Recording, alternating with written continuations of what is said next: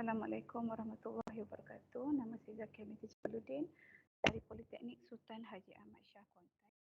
Bagi inovasi Spot On Microbit Calculator, ia adalah sejenis kalkulator yang dibina di atas Google Sheet dan dipublish di Google Site. Spot On Microbit Calculator adalah kalkulator yang boleh digunakan untuk mengira bilangan mikroorganisma, iaitu satu proses yang harus dilakukan sesudah melakukan amali mikrobiologi dan mendapat data kiraan koloni. Ini adalah paparan Google Site bagi Spot On Microbit Calculator.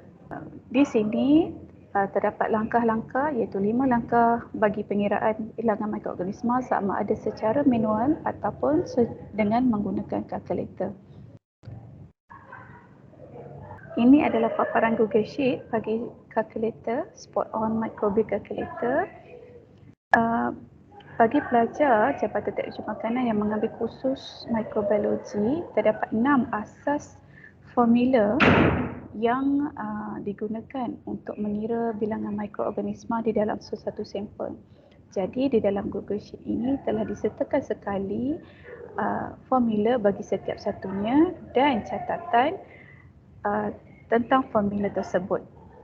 Di dalam Google Sheet ini ada bahagian yang berwarna lebih gelap bagi setiap formula tersebut.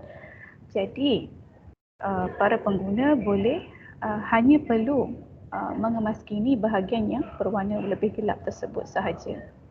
Bagi sesuatu data yang diperoleh, tidak semua rule akan digunakan, hanya satu rule sahaja yang akan dipilih. Jadi pelajar atau pengguna haruslah merujuk kepada catatan rule mana atau formula mana yang paling bersesuaian dengan data mereka. Untuk bahagian plating method, di bahagian ini terdiri daripada dua metod iaitu dua kaedah yang boleh menggunakan kalkulator ini iaitu populate method dan scrapulate method. Kedua-dua kaedah ini adalah kaedah yang paling kerap digunakan bagi amali di Jabatan Teknologi Makanan Polisai. Jadi bagi pelajar yang mempunyai masalah atau mereka boleh merujuk di bahagian plating method untuk mendapat info-info yang diperlukan. Sebenarnya di bahagian exercise, di sini pelajar boleh mengaplikasikan contoh-contoh data yang ada ketika menggunakan kalkulator. Sebagai contoh, kita akan melihat kepada contoh yang diberikan ini iaitu populate method, kaedah populate method dan data telah diberikan mengikut langkah-langkah yang telah dikongsikan di bahagian Spot On Microbit Calculator tadi. Langkah yang pertama, mengenal pasti koloni yang masuk dalam golongan countable plate. Langkah kedua, mengenal pasti rule yang terlibat berdasarkan countable plate tersebut. Langkah ketiga, mengenal pasti nilai-nilai yang diperlukan bagi rule tersebut. Contoh, bagi formula C1 kita memerlukan C1, C2, C3, C4, V, N1, N2, Nd. Yang keempat, substitute nilai ke dalam equation tersebut atau dalam kes kita adalah dalam kalkulator tersebut. Jadi, untuk nilai kita akan masukkan nilai bermula dengan dilution yang pertama, kosong, yang ini tidak masuk dalam countable plate, 0 dan 246. 0. Untuk C2 kita ada C3 dan C4, C1, C2, C3 dan C4 kita ada 174 dan 163.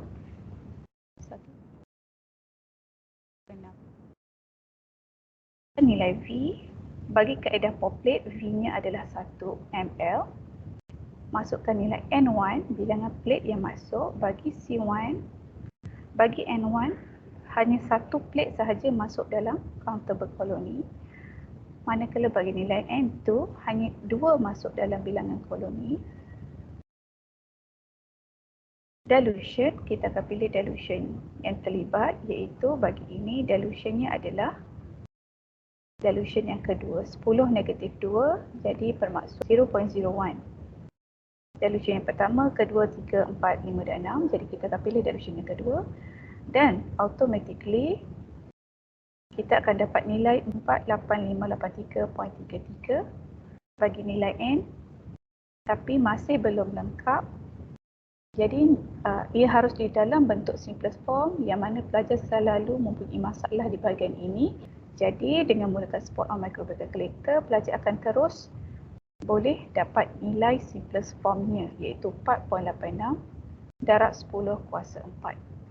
4.86 darab 10 kuasa 4. Dan terakhir sekali, complete your answer. Pelajar haruslah memasukkan nilai atau simbol yang terlibat bergantung kepada jenis formulanya. Sebagai contoh, bagi formula yang keempat ada simbol.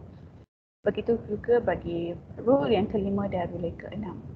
Jadi, dengan penggunaan support on microbial calculator ini diharapkan dapat membantu para pelajar untuk mendapatkan bilangan mikroorganisma dengan lebih cepat, lebih pantas dan lebih mudah, dan dapat memberi keyakinan kepada pelajar setiap kali mereka melakukan pengiraan mikroorganisma, di mana pelajar boleh validate jawapan mereka sebelum pelajar harus menyerahkan laporan amalan mereka kepada para pensyarah untuk disemak. Saya mengharapkan dengan adanya support on microbial calculator ini, pelajar dapat menambah baik laporan amalan mereka secara keseluruhan dan dapat menambah baik markah penilaian berterusan mereka yang akan memberi kesan juga kepada markah akhir. Itu sahaja, sekian daripada saya.